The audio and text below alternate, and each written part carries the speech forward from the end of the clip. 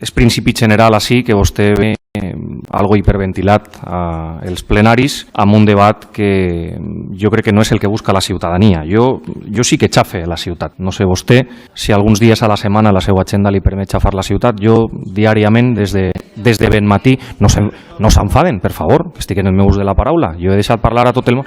Jo he deixat parlar a tot el món en el plenari. Ara me deixen parlar vostès a mi, perquè és l'únic torn on puc parlar. Bueno, senyora Beltrán, per favor. Jo xafe la ciutat des de ben pronte hasta ben tard. I quan me paren els ciutadans me pregunten què estem fent per la ciutat, com podem millorar-la, quina és la nostra obligació com a representants públics i polítics.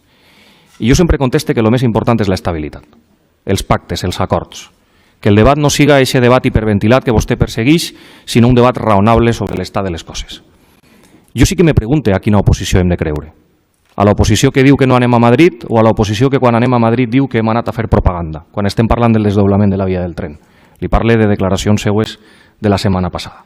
Propaganda és dir que ja tenim la via de la duplicació de la via de Cullera de Gandia desbloquejada. Propaganda és dir que el mes que ve s'alça la suspensió del contracte de redacció del projecte de la doble via per a que puguem guanyar temps als rodalies, que efectivament és un servei que preocupa molt als ciutadans que tots els dies l'utilitzen. Són les qüestions importants dels ciutadans una qüestió de propaganda o són una obligació dels seus poders públics i dels seus representants polítics? Per a mi, senyor Soler, una obligació i una convicció, perquè estic segur que cada vegada que anem a Madrid a una reunió que per a vostè és propaganda, per moltes gestions bones que arranquem, encara no hem fet prou per la nostra ciutat. Perquè, efectivament, altra de les obligacions dels representants polítics és ser abans gandians i gandianes que membres d'un partit o d'una sigla política. I baix aquest principi és més fàcil transigir en una qüestió fonamental per a la política d'avui i per a les coses dels ciutadans, que és arribar a acords i entendre'ns en el que és important, que és el que troba en falta de vostè, perquè és capaç de dir que no anem a Madrid i a la vegada som capaços d'anar a Madrid a senzillament fer propaganda. O que suspenem les classes el dia de la Dana a les 8 del matí. Per cert, jo crec que una qüestió amb el temps ben raonada i ben raonable i ben entesa per a tots, dir que vostè comparteix la mesura i aleshores criticar-me en els mitjans de comunicació per suspendre les classes a les 8 del matí quan vam salvar la seguretat i la protecció, eixa a la que vostè al·ludia en el seu prec anterior dels nostres ciutadans i ciutadanes, especialment dels nostres estudiants.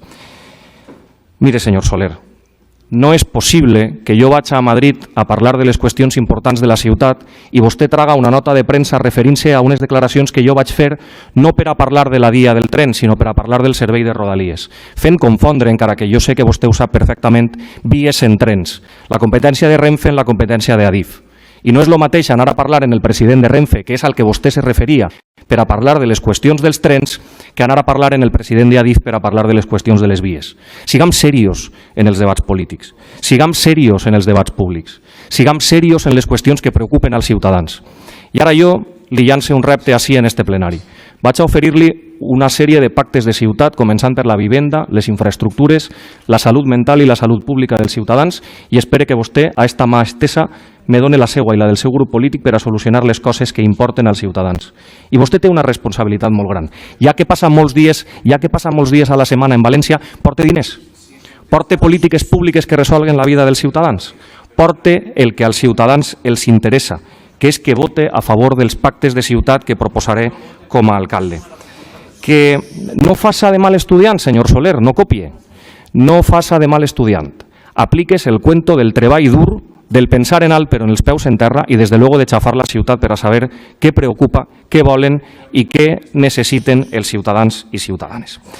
I no se preocupe, que no vaig a defraudar-lo. Clar que vaig a contestar a la pregunta, per suposat que sí. Jo li promet molt de treball dur. Li promet continuar amb el rumb de ciutat, encara que l'oposició ens ho fique molt complicat perquè és de veres que mans esteses ens en dona poques. I li promet que aquest treball dur tindrà pactes que jo espero que accepte, perquè abans que membres d'un grup polític o d'un partit som ciutadans de Gandia i representants polítics dels gandians i de les gandianes.